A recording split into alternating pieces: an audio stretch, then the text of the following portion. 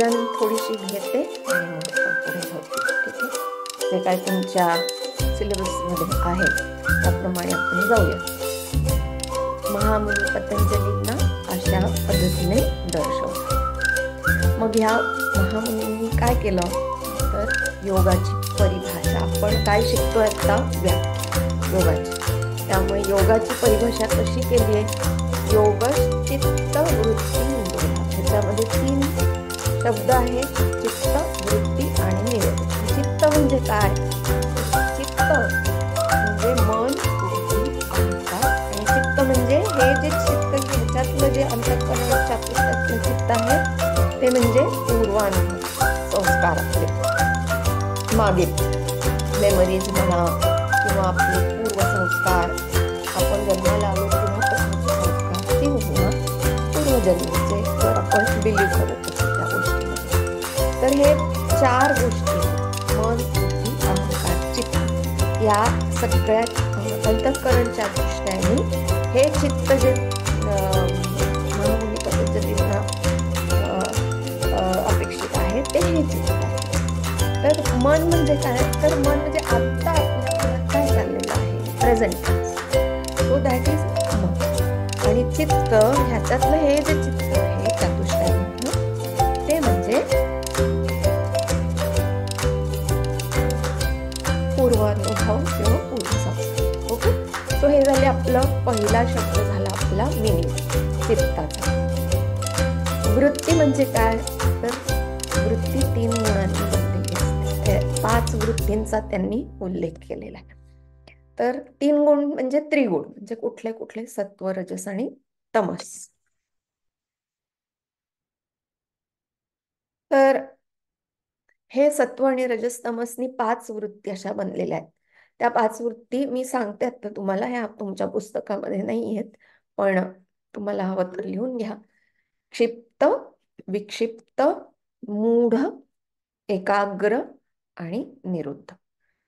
Okay, तर क्षिप्त म्हणजे रजस आणि तमस, म्हणजे तुमचं माइंड अतिशय कन्फ्युज्ड असतं, तुम्ही अजिबात फोकस नसतात, कॉन्फिडन्स नसतो, आळस असतो आणि काही करण्याची इच्छा बऱ्याचदा नसते, असं हे क्षिप्त मन असतं. विक्षिप्त मन मध्ये थोडस तुम्ही जरा त्याच्यामध्ये रजस आणि सत्व येतं. सो विक्षिप्त मन हे रजस आणि सत्व या गुणांनी बनलेलं असतं. मूढ म्हणजे कम्प्लीट तमस. ओके, सो कॉम्बिनेशन असे हे 5 कॉम्बिनेशन्स आहेत त्रिगुणांचे.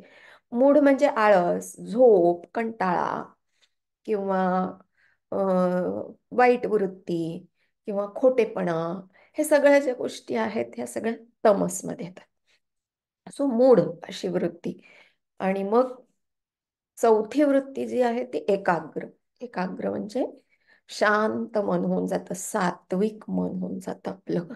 आपण कमी चिडतो किंवा आपल्याला राग कमी येतो किंवा आपण डिस्टर्ब कमी होतो. शांत मनाने सगळ्या गोष्टी, प्रॉब्लेम सॉल्विंग कपॅसिटी निर्माण होते, फोकस्ड माइंड होतं, कॉन्फिडन्स येतो. हे सगळं जे आहे ते एकाग्र. आणि मग निरुद्ध मन म्हणजे काय, की त्रिगुणांच्याही पलीकडे तुम्ही जेव्हा जाता, तुम्हाला काही डिस्टर्ब करत नाही, you have complete peaceful mind. Okay, तर असं हे वृत्ती. ओके, सो आपण मिनिंग काय बघितलं, चित्ताचं मिनिंग बघितलं, वृत्तींचं मिनिंग बघितलं. ओके, तर निरोध मन जे आहे ते आपल्याला समाधीकडे घेऊन जातं. बर, मग आता काय झालं, निरोध म्हणजे निरुद्ध मन.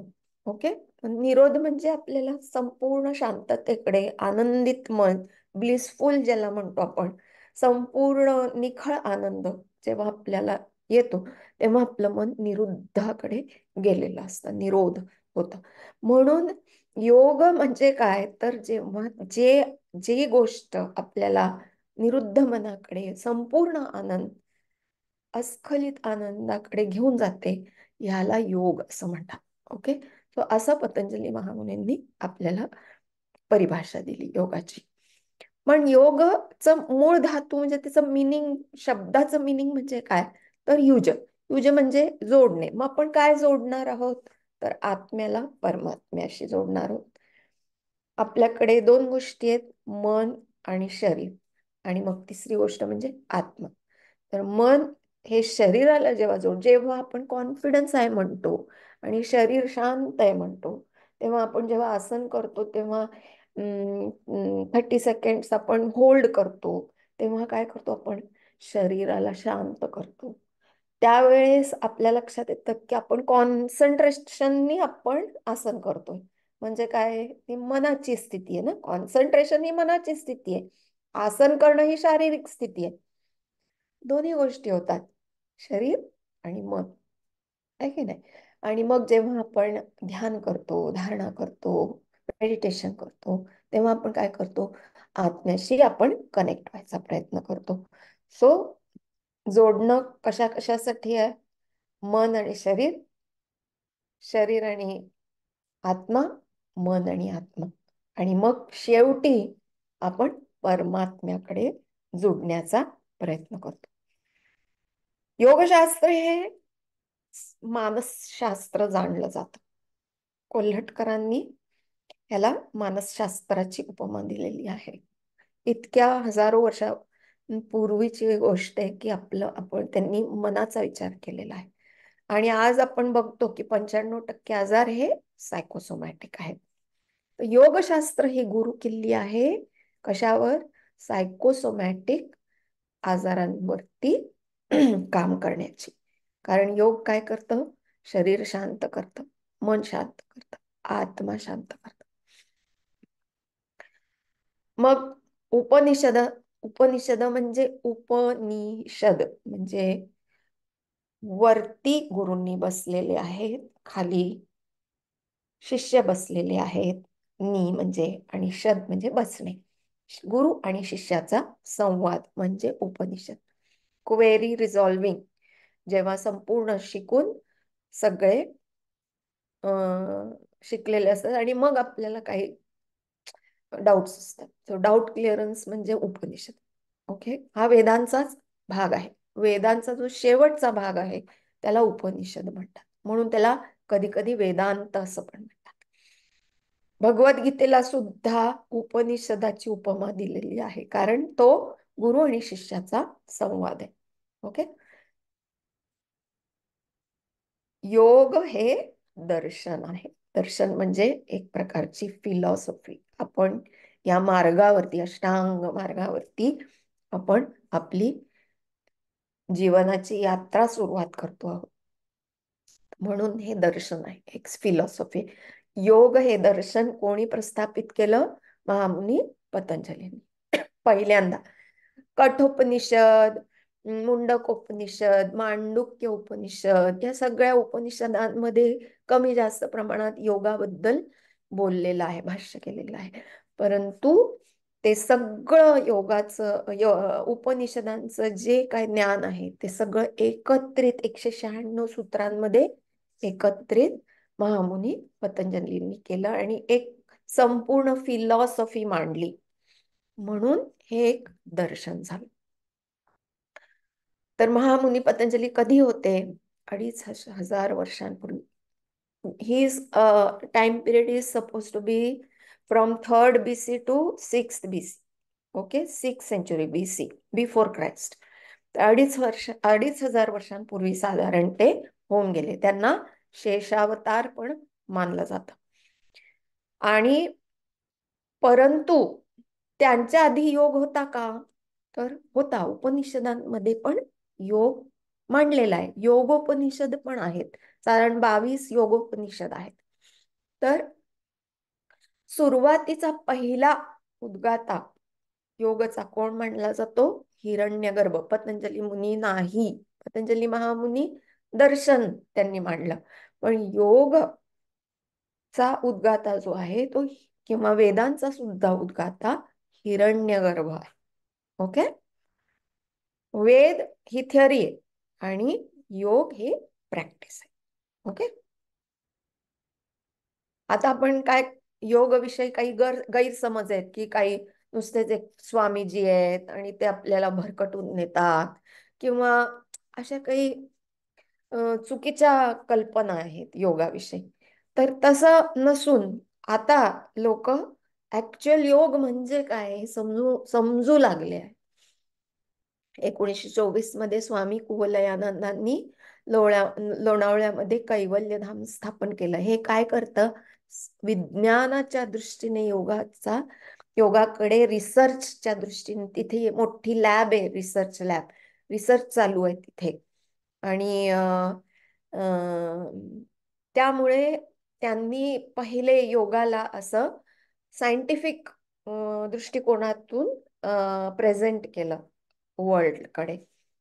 आणि म्हणून आता बरेच जण असे झाले मग मधल्या काळा, स्वामी योगानंद आपण बघणार आहोत पुढे की कोण कोण लोक झाली ते. म्हणून योग हा जगाच्या संस्कृतीतील मुकुटमणी मानला जातो.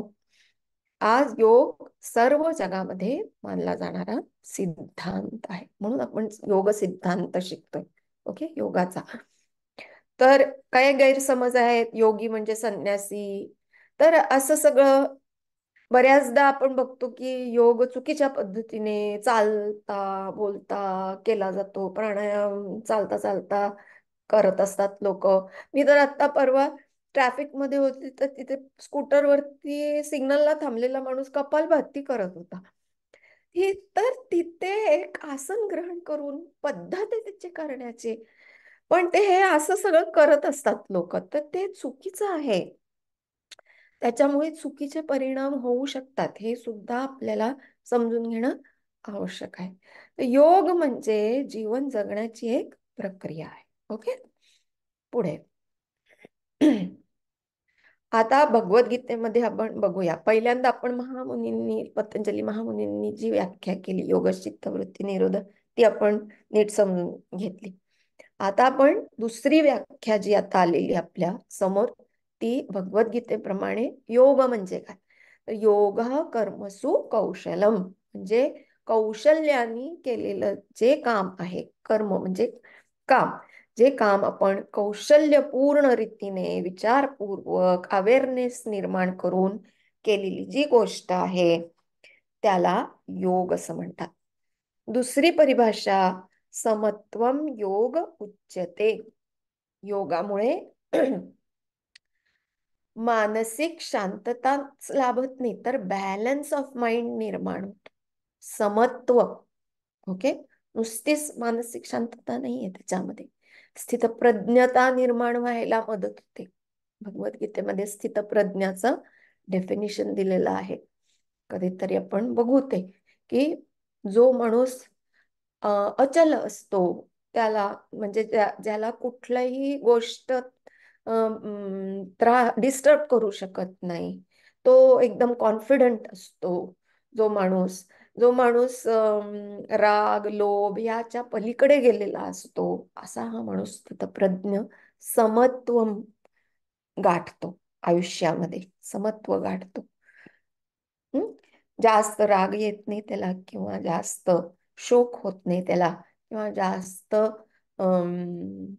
सुख म्हणतो आपण, हॅपीनेस किंवा एक्साइटमेंट म्हणतो आपण, तसंही तो होत नाही. अजिबात त्याचं मन एकदम शांत असतं, समत्व असतं, बॅलन्स्ड असतं. अशी ही योगाची परिभाषा भगवद्गीतेमध्ये केलेली आहे. ओके, आता पातंजल योग सूत्र मध्ये हा प्रश्न येऊ शकतो, किती सूत्र आहेत? 196 सूत्र लिहिली. किती वर्षांपूर्वी? 2500 वर्षांपूर्वी. मग पातंजल योग सूत्र हे सूत्र आहेत. सूत्र म्हणजे अगदी कमी शब्दांमध्ये एखादा अर्थ. ऍक्च्युली हे सूत्र जी पद्धत आहे ती गुरूंनी फक्त असं टिप्स म्हणतो ना आपण, त्या पद्धतीने. सूत्र म्हणजे अगदी कमी शब्दात एखादी गोष्ट मांडली आहे, ते विस्तार करणं, त्याचा एक्सप्लेनेशन देणं, हे जे काम केलेलं आहे त्याला म्हणतात भाष्य केलेलं आहे त्याच्यावरती बऱ्याच जणांनी. कोणी कोणी केलेलं आहे? व्यासांनी भाष्य केलेलं आहे, है ना. राजा भोजनी केलेलं आहे, भाव गणेशनी केलेलं आहे, मणिप्रभा रामानंदनी केलेलं आहे, सदाशिवेंद्र सरस्वतींनी केलेलं आहे, आणि कृष्णाजी केशव कोल्हटकर यांनी पण केलेलं आहे. ओके, शेवटचं जे आहे ते कृष्णाजी केशव कोल्हटकर, ज्यांनी या ग्रंथाला, पातंजल सूत्र या ग्रंथाला मानसशास्त्राचा ग्रंथ असं संबोधलं आहे. ओके, हे त्यांनी इथे ऑलरेडी झालंय आपलं आता. तर मानसशास्त्राची जी कल्पना आहे ही आता सायकॅट्री हे दिस फिनॉमिनन आत्ताशी इंट्रोड्यूस झालेलं आहे वेस्टर्न वर्ल्ड मध्ये. पण मानसशास्त्रात ही कल्पना आपल्या संस्कृतीमध्ये हजारो वर्ष ऑलरेडी प्रस्थापित होती. सगळ्या गोष्टी मनाला मध्ये ठेवून केलेल्या होत्या. ओके, आता आता रिसेंटली 150 वर्षांपूर्वी सिगमंड फ्रॉइड आणि हे सगळे आले, वुडवर्थ वगैरे. पण आपण वर्षानुवर्ष हे मनाचा विचार करत आलेलो आहोत. तर विवेकानंदांनी पातंजल योग सूत्रांना काय म्हटलेलं आहे? राजयोग असं म्हटलेलं आहे. म्हणजे राजयोगाकडे आपण जायचं असेल तर पातंजल योग सूत्राचा अष्टांग योग करणं अपेक्षित आहे. ओके.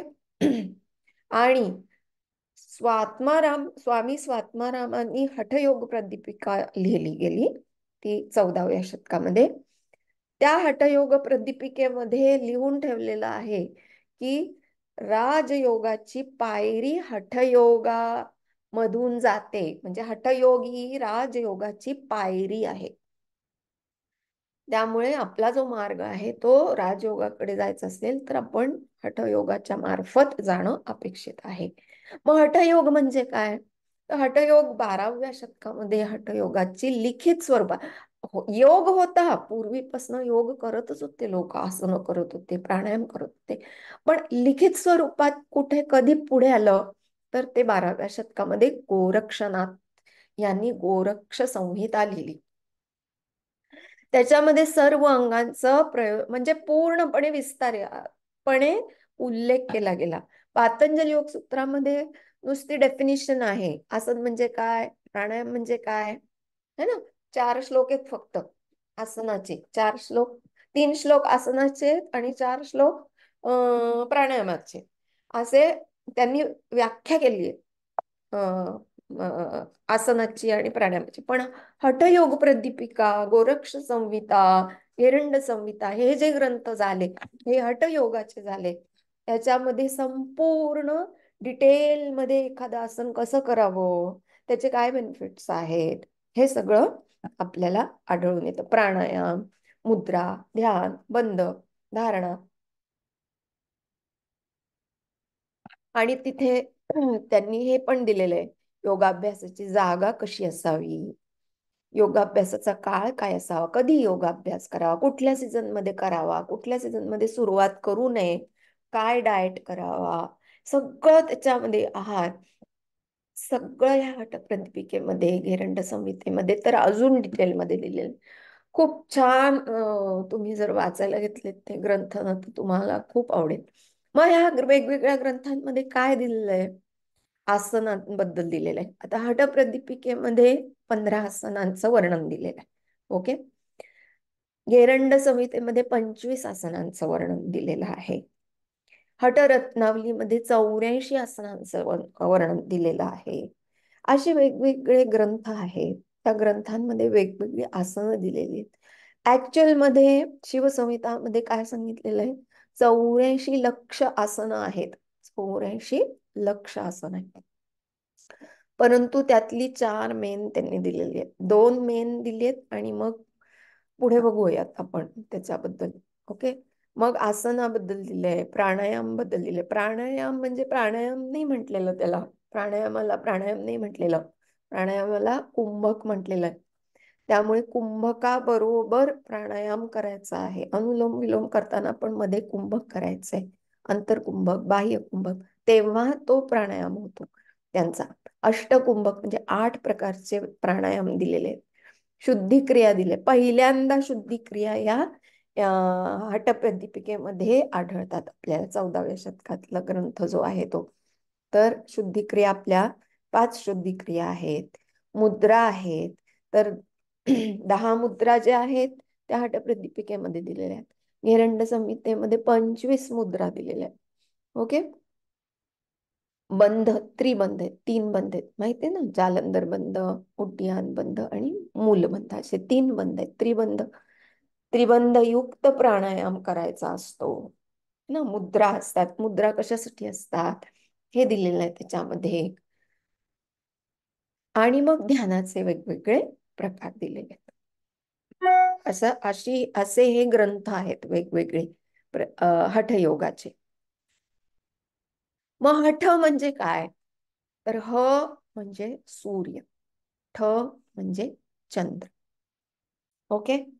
सो ह आणि ठ यांचे जेव्हा संतुलन बॅलन्स होते तेव्हा हठयोग होतो.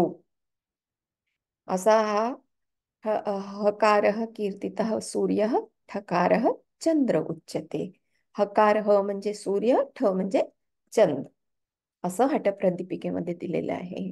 सिद्ध सिद्धांत पद्धतीमध्ये सूर्य चंद्र सौर योगात हठयोगो निजत्यते. म्हणजे सूर्य आणि चंद्र त्यांचा जेव्हा योग होतो तेव्हा हठयोग प्रस्थापित होतो. हठयोगाचं एकच लक्ष्य आहे, ते म्हणजे मोक्षप्राप्ती. मोक्षप्राप्ती म्हणजे कैवल्य. ओके. ते आपल्याला हळूहळू हळू एक एक स्टेप वाईज आपल्याला कैवल्याकडे घेऊन जात. ओके. सो ह आणि ठ याचा अर्थ हठ म्हणजे जोरदार असं नाही, तर ह सूर्य आणि ठ चंद्र. आणि दोन्हीच जेव्हा बॅलन्स म्हणतो, समत्व, जेव्हा आपण म्हणतो ना समत्व, भगवद्गीतेमध्ये बघितलं आपण, समत्वम योग उच्यते. तर हे समत्व जेव्हा आपण गाठू शकतो, की आपल्या अंगातली हीट किंवा आपल्या अंगातला कोल्डनेस, हे दोन्ही जेव्हा इक्वलाइज होतं, बॅलन्स होतं, समान होतं, तेव्हा त्याला हठयोग असं म्हणतात. तर हठयोगातील ग्रंथ मी सांगितले मगाशी, ते हठप्रदीपिका ही लिहिली आहे स्वामी स्व आत्माराम. ओके. घेरंड संहिता घेरंड ऋषींनी लिहिली आहे. शिवस्वरोदय स्वामी सत्यानंद सरस्वती, हे आत्ताच होऊन गेले, 18व्या शतकातली गोष्ट आहे ही. बिहार स्कूल ऑफ योगा यांनी एस्टॅब्लिश केलं. Bihar school of yoga is suppose to be number 1 in India as on today.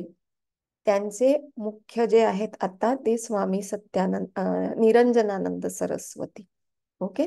त्यांचं तुम्ही ऐकलं असेल त्यांच्याबद्दल. त्यांना 15 लँग्वेजेस येतात, 15 लँग्वेजेस. आणि त्यांची एक स्टोरी आहे, मी वेळ मिळाला तर कधीतरी सांगेन. ठीक आहे ना.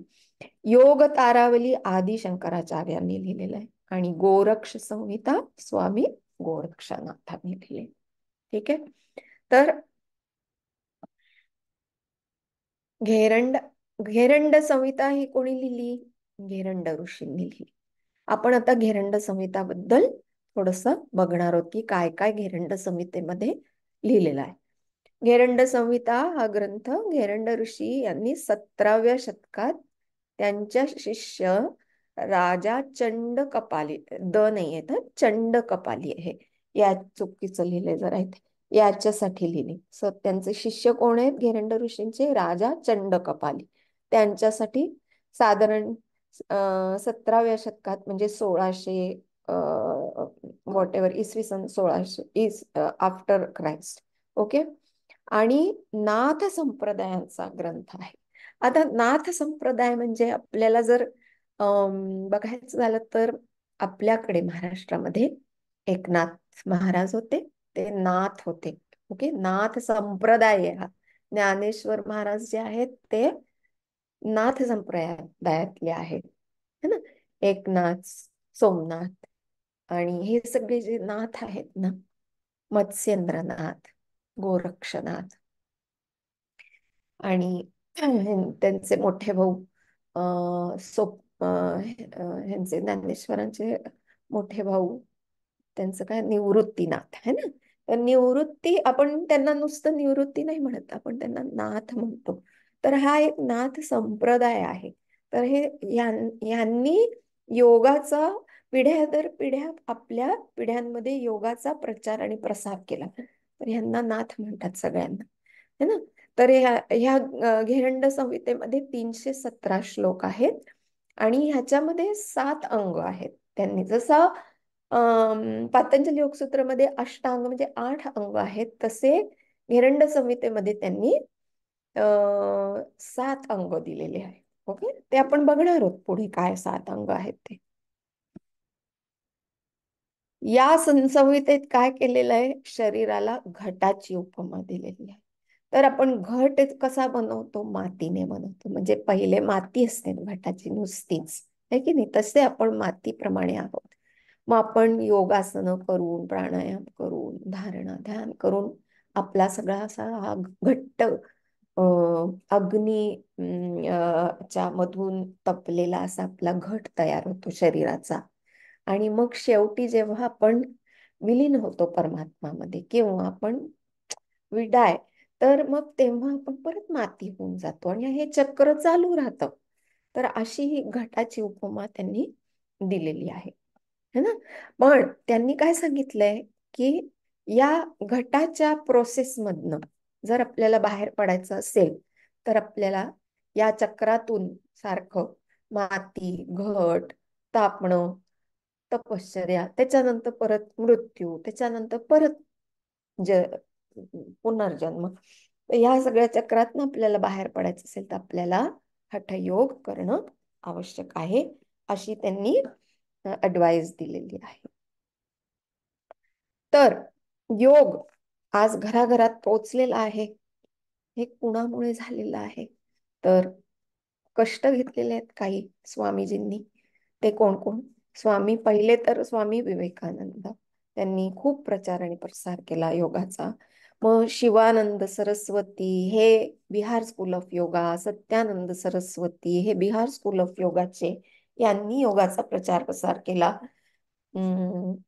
बिहारमध्ये त्यांचं स्कूल आहे, मुंगेर या ठिकाणी मोठं बिहार स्कूल ऑफ योगा आहे.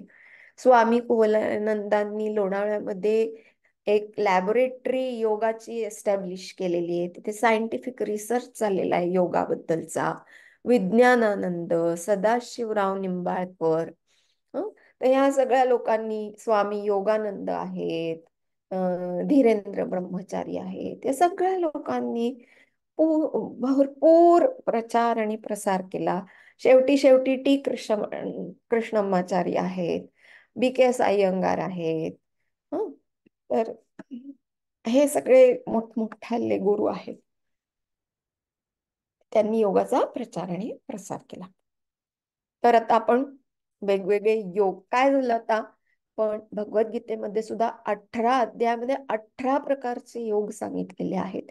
त्यापैकी आपण काही योग इथे बघणार आहोत. कुठले प्रकार आहेत योगामध्ये?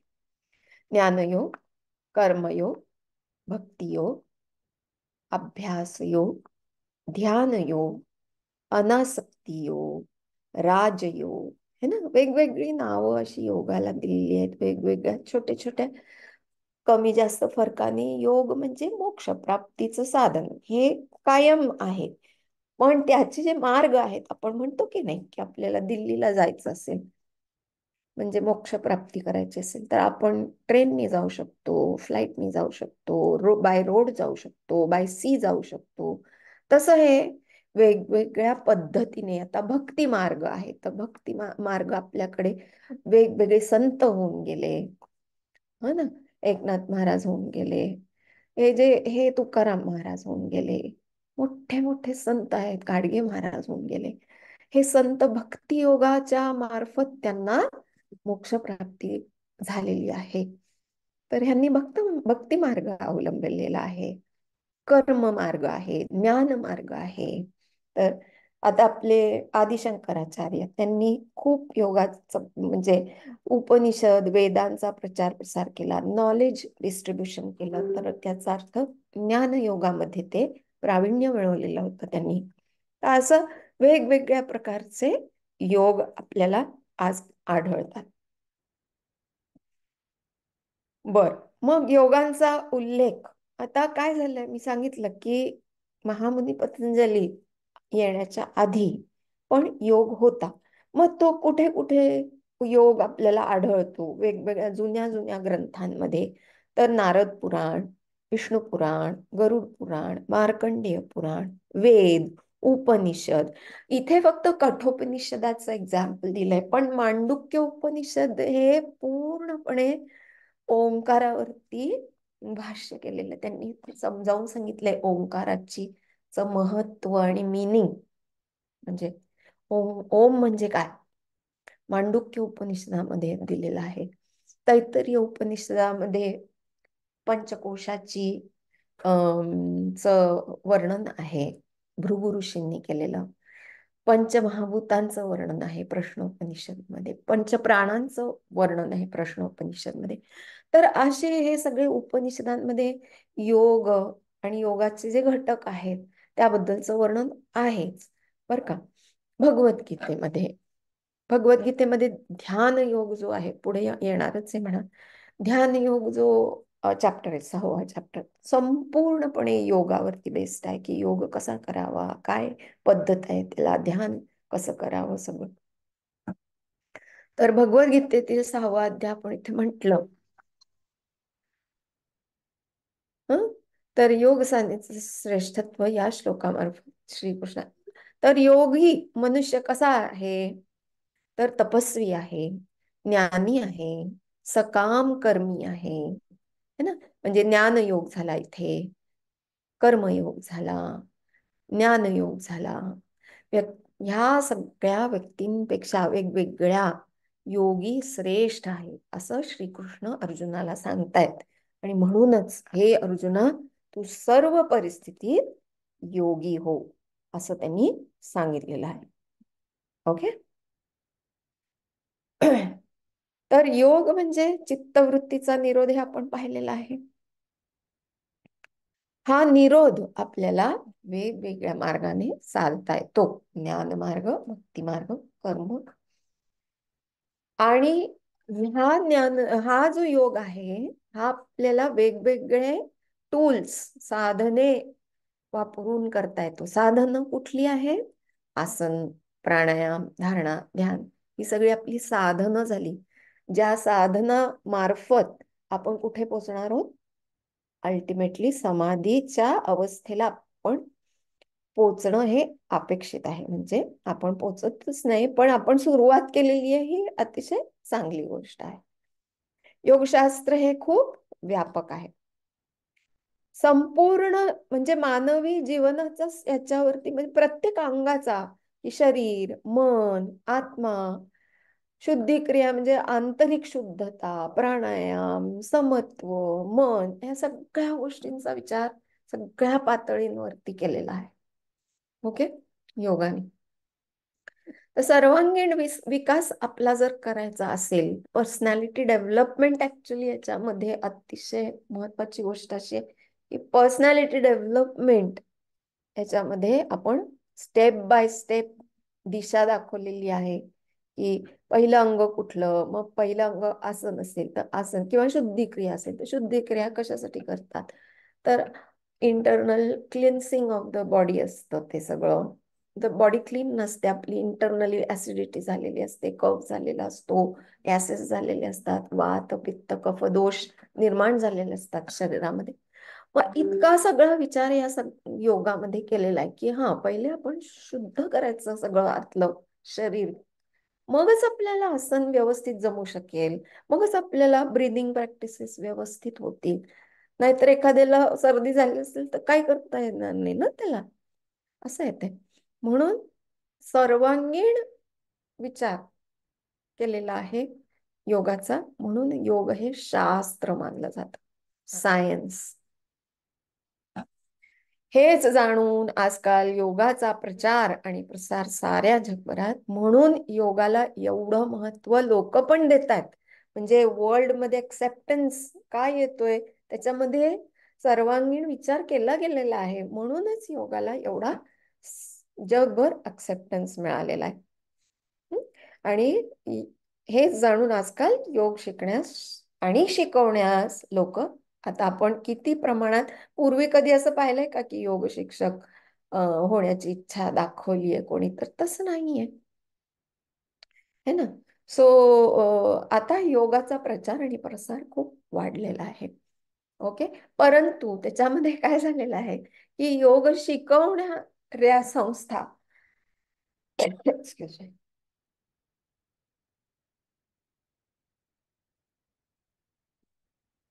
खूप जास्त प्रमाणात निर्माण झालेल्या आहेत. आता आपण पतंजली ही एक योग संस्था आपण बघतो. दुसरी कुवलयानंदांची आहे. तिसरी बिहार स्कूल ऑफ योगाची आहे. असे एस व्यासा आहे. कितीतरी श्री श्री रविशंकर आहे.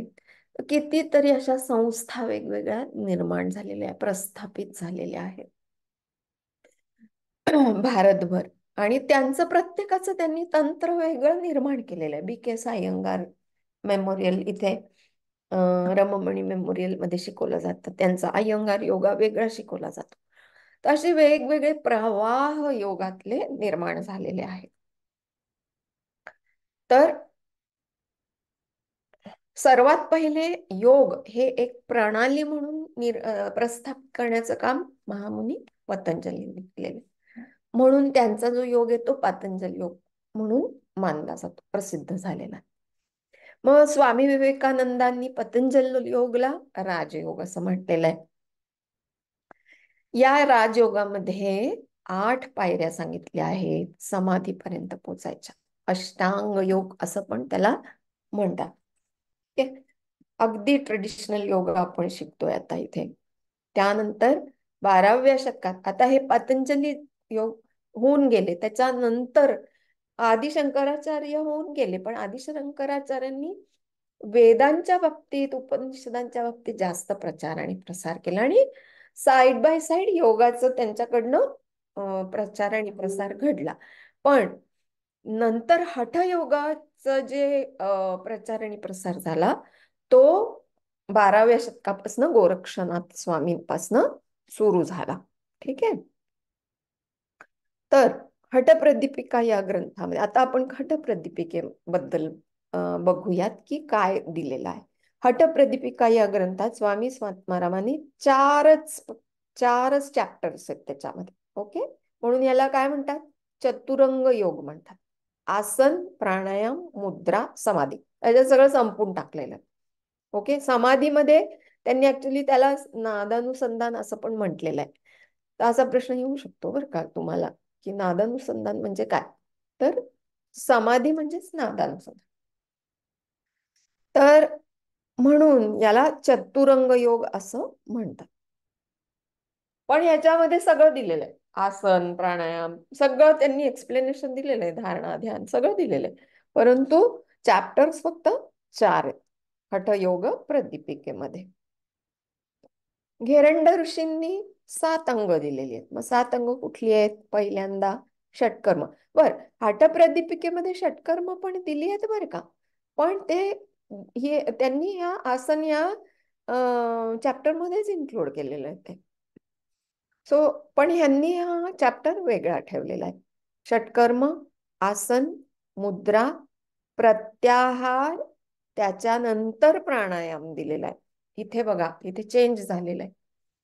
प्रत्याहार आधी दिलाय आणि मग प्राणायाम दिलाय, ध्यान आणि समाधी. तर इथे धारणा नाहीये, फक्त बाकी सगळे चॅप्टर्स. म्हणून याला काय म्हणतात, सप्तांग योग म्हणतात. तर चतुरंग योग कोणी लिहिला, सप्तांग योग कोणी लिहिला असा प्रश्न येऊ शकतो.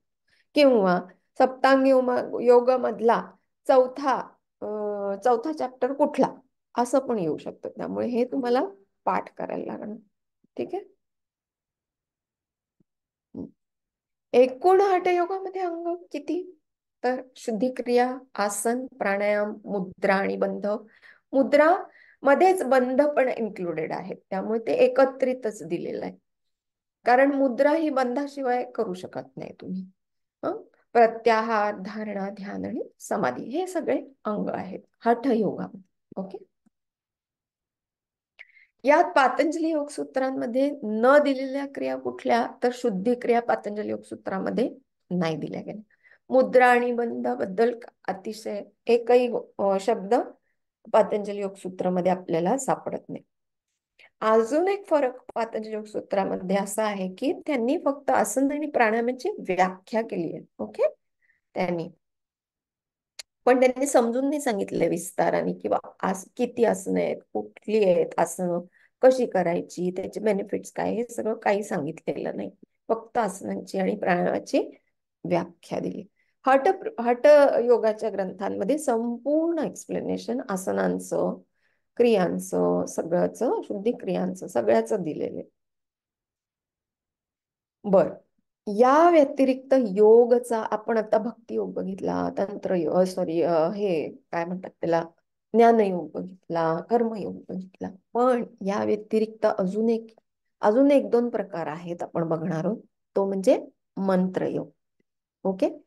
अनेक ऋषींनी निरनिराळ्या देवतांची मंत्र रचली. ठीक आहे ना, जसं गायत्री मंत्र हे सूर्याचं मंत्र आहे. मृत्युंजय मंत्र हे शंकराचा मंत्र आहे. तर एखाद्या मंत्रामध्ये ना ते असं बांधलं असतं अक्षरांमध्ये, की 10 अक्षर, 12 अक्षर, 13 अक्षर, 14 अक्षर, आणि मग तो मंत्र तसा तसा म्हटला जातो. आणि मग तितके लाख 108 वेळा, आपण म्हणतो ना 108 वेळा जप करा असं, तर तसं ते मंत्र जप केला जातो. आणि मग त्याचा जो आपण जे उच्चारण करतो, आता लेटेस्ट सायंटिफिक डिस्कवरीमुळे असं लक्षात आलेलं आहे. एका डॉक्टरनी ही एक्सपेरिमेंट केली की विठ्ठल म्हटलं बरं का, तर विठ्ठल म्हटलं तर आपल्या हृदयावरती काय परिणाम होतो, तर अक्षरशः हृदय रोगी बऱ्यापैकी त्याला बरं वाटायला लागलेलं आहे, अशी परिस्थिती झालेली आहे. तर ठ हा शब्द जो आहे, ठ हा हे अक्षर जे आहे, हे हृदयावरती कार्य करतं. साऊंड व्हायब्रेशन टेक्नॉलॉजी आहे ती, साऊंड व्हायब्रेशन सिस्टीम.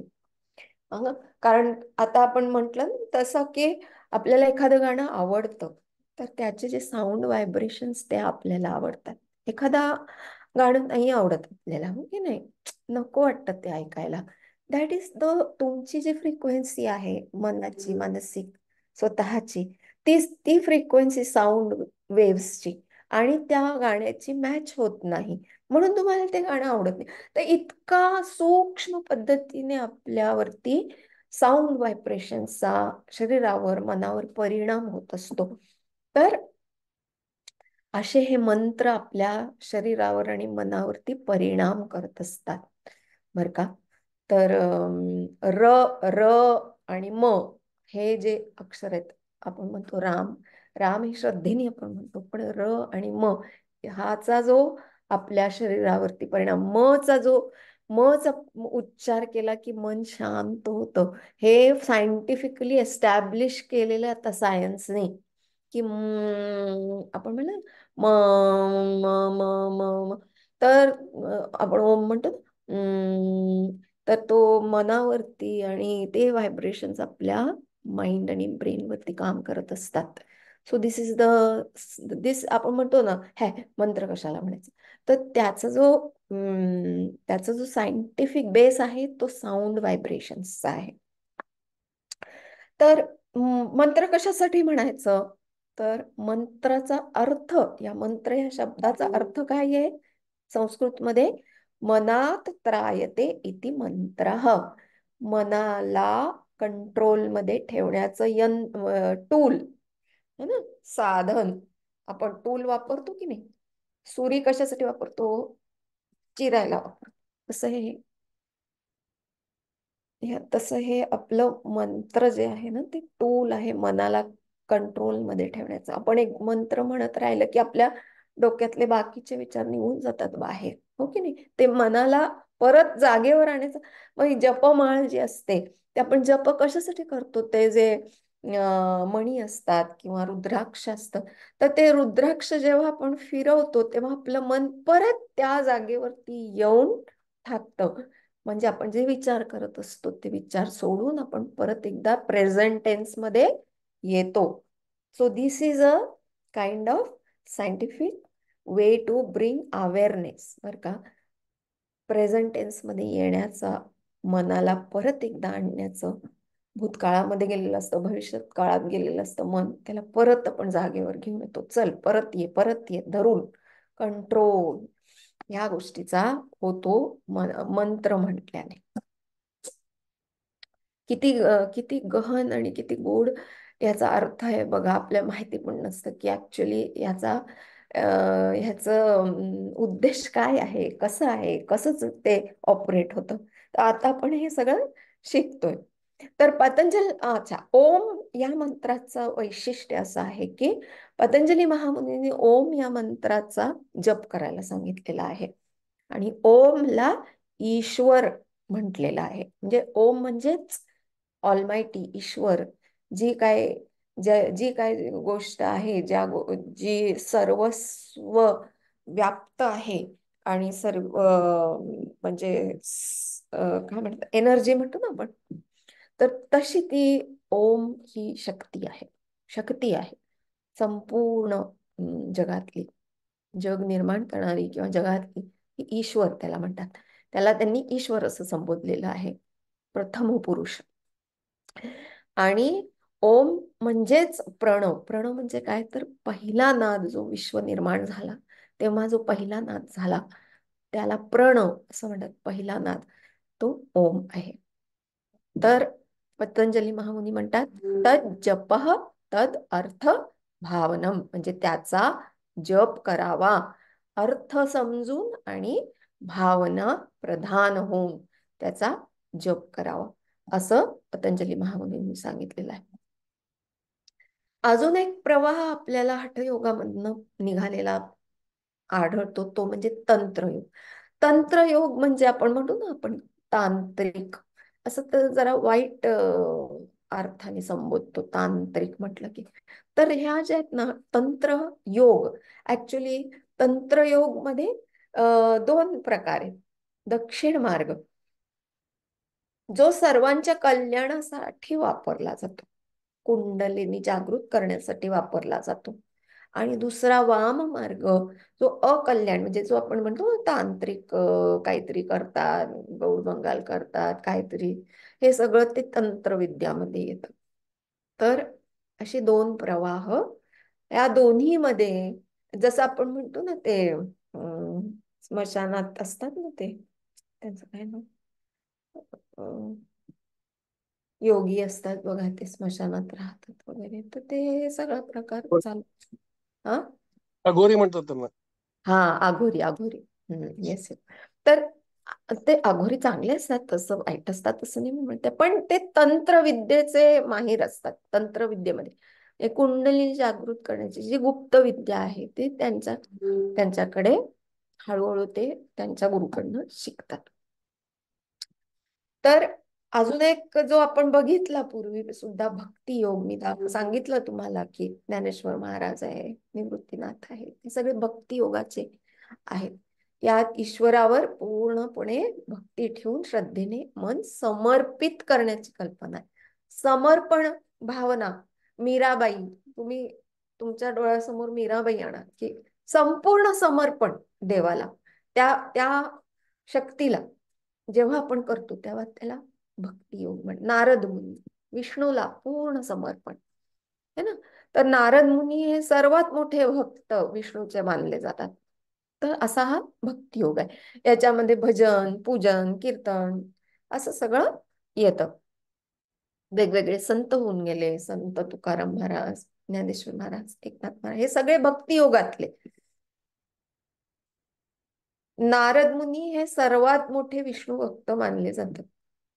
तर त्यांनी ना एक नारद स्तोत्र असं लिहून ठेवलेलं आहे. त्याच्यामध्ये आता हे नारद स्तोत्र लिहून ठेवले हे तुमच्या पुस्तकात नाहीये, पण ते आहे ऍक्च्युअल मध्ये, आहे ते की नारद स्तोत्र म्हणून आहे. आणि त्याच्यामध्ये त्यांनी 9 प्रकारच्या भक्ती सांगितलेल्या आहेत भक्ती मार्गामध्ये. तर 9 प्रकारची भक्ती कुठली? श्रवणम म्हणजे ऐकणे, कीर्तनम म्हणजे देवाचं गुणगान गाणे, स्मरणम सतत आठवणीत ठेवणे, म्हणजे एकही क्षण असा जात नाही की देव तुमच्या आठवणीत नाही. स्मरणम. पादसेवनम पाय धुणे, अर्चनम फुल वाहणे, वंदनम नमस्कार करणे, दास्यम सेवा करणे दास बनून, है ना. सख्यम, सुदामा कसा फ्रेंड होता ना, मित्र होता. सख्यम देवाचा मित्र. आत्मनिवेदन, संपूर्ण स्वतःला मीराबाई सारखं वाहून टाकणे, है ना.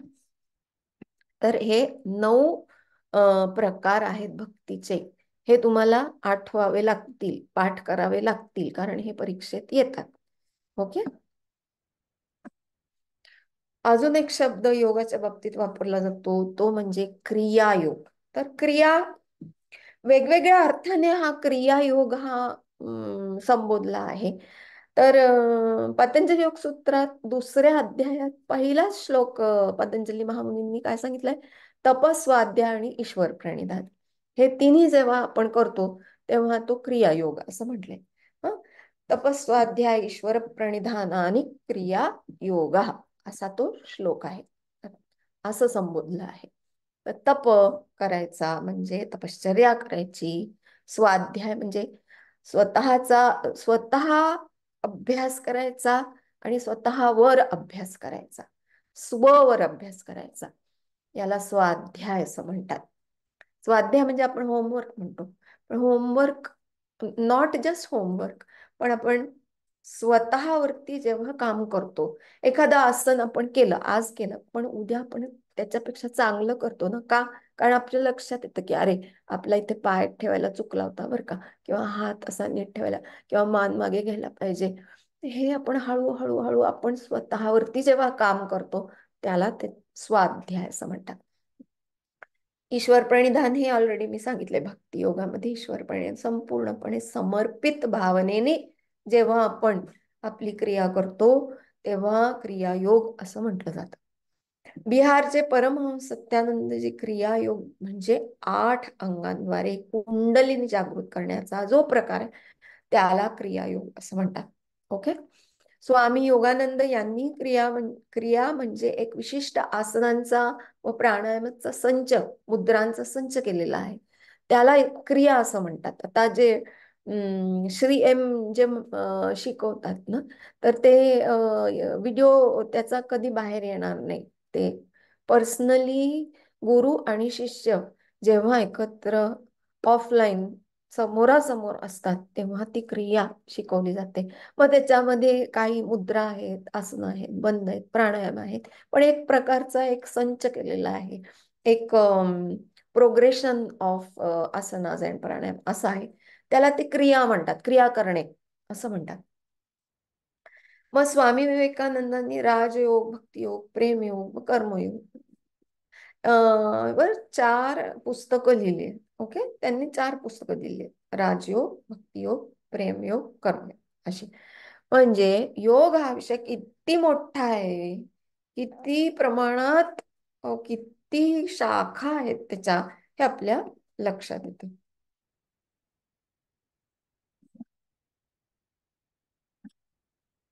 तर योगातील ग्रंथ वेगवेगळे, शिवस्वरोदय ग्रंथाबद्दल आपण जाणून घ्या. एक 5 मिनिट अजून घेते, मग आपण संपू. हा, शिवस्वरोदय संपलं की आपण संपूया तिथे. ओके.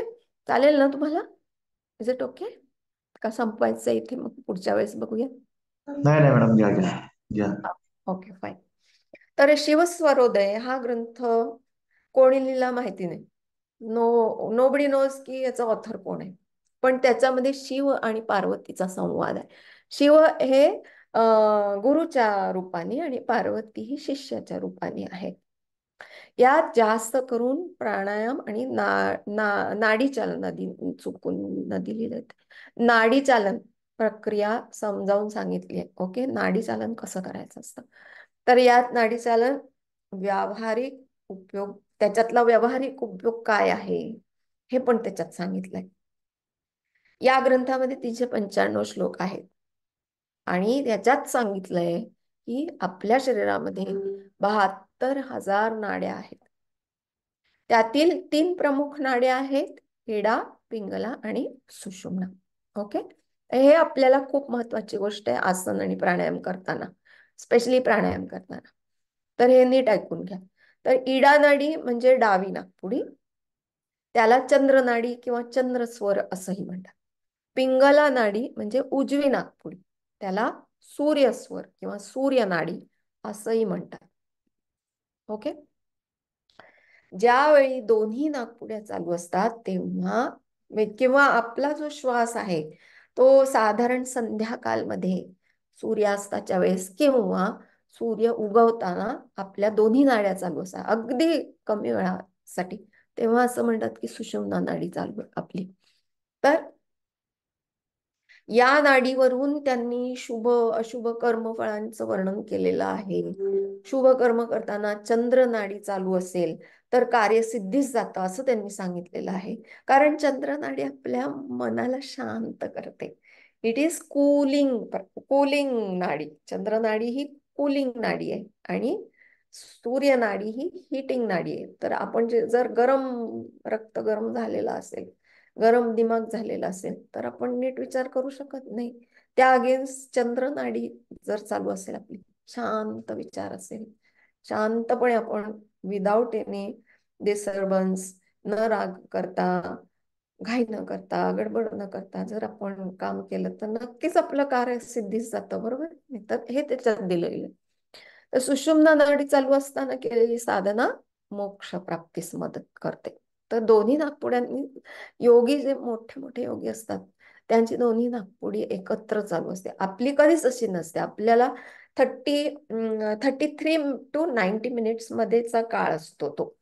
काही लोकांना 33 मिनिट्स मध्ये नाडी बदलते. दर 33 मिनिटांनी एक नाडी आपली डॉमिनंट असते. आयदर लेफ्ट और राईट नॉस्ट्रिल, चंद्र किंवा सूर्य नाडी. तर ही दर 33 मिनिटं किंवा काही लोक म्हणतात 90 मिनिटांनी. म्हणजे प्रत्येकाचा काळ थोडाफार कमी जास्त प्रमाणात वेगळा वेगळा असतो. पण साधारण या काळामध्ये ही नाकपुडी आपली डॉमिनन्स त्याचा जो आहे तो बदलतो.